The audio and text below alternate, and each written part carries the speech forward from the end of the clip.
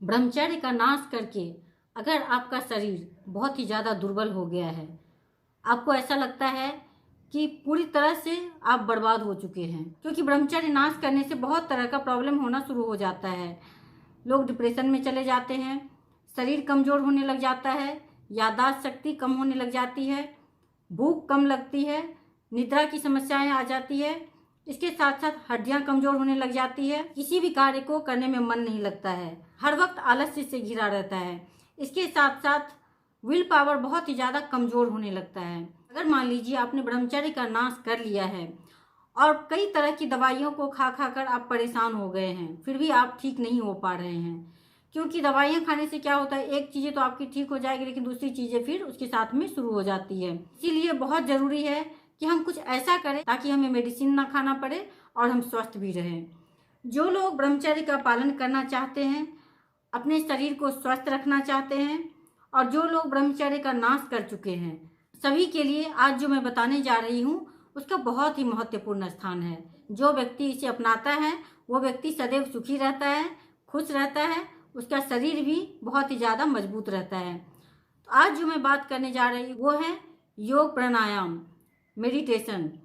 अगर आप चाहते हैं कि आप ब्रह्मचर्य का पालन करें, कि आप शरीर से मजबूत रहें, आपका शरीर सुडौल बने, आप हमेशा स्वस्थ रहें, आप चाहे कितनी भी ज़्यादा ब्रह्मचर्य का नाश कर लिए हों, लेकिन जब आप कुछ चीज़ों को अपनाते हैं तो इससे फिर आप ठीक होने लग जाते हैं। खान पान का तो बहुत ज़रूरी है, उसका तो ध्यान रखना ही पड़ेगा, लेकिन इसके साथ साथ आपको व्यायाम का भी बहुत ध्यान रखना पड़ता है। यानी कि योग, मेडिटेशन, प्राणायाम, अगर आप इसको अपने जीवन में स्थान देते हैं तो देखिए कि आप जो कुछ खो चुके हैं, जो शक्ति, जो ताकत आप खो चुके हैं, वो आपको फिर से मिलना शुरू हो जाता है। तो क्या करना है, आपको थोड़ा समय आपको योग, प्राणायाम, मेडिटेशन के लिए निकालना है। जब आप योग करते हैं, प्राणायाम करते हैं, तो देखिए इससे बहुत सारे लाभ होते हैं। सबसे पहले यानी कि काम वासना का जो विचार हमेशा मन में चलता रहता है, ये समाप्त होना शुरू हो जाता है। इसके साथ ही शरीर आपका सुडौल बनता है, चेहरे पे चमक आने लग जाती है, तन और मन दोनों शांत रहने लग जाता है।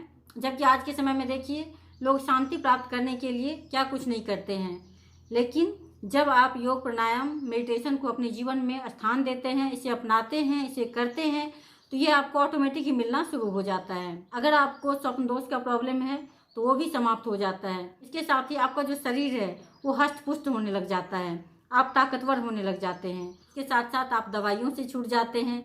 अगर आप प्रत्येक दिन अच्छी तरह से योग प्राणायाम करते हैं, गहरी सांसें लेते हैं, तो इससे आपको देखिए बहुत ज़्यादा बदलाव आएगा। आज के समय में देखिए लोग कितने ज़्यादा नेगेटिव हो रहे हैं, कारण यही है लोग खुलकर सांस भी नहीं लेते हैं, छोटी छोटी उथली उथली सांसें लेते हैं।